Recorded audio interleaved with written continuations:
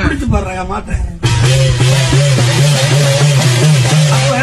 பால சுருட்டுதான் எங்க கருப்பே மாடு வலது பச்சாக்கிதான் முறுக்குதான் நம்ம கிழமை வளர்த்த மாடு இடது பச்சாக்கிதான் எதிரிக்கு குத்து விழுதான் மாடு பாட்டு ஒத்த கொம்புல பாட்டு கேட்கிறியா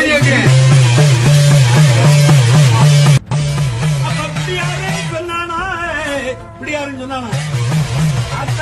அத்தா வேளாண்மைய மாட்டு கொம்புல கொம்புல பூரா வாய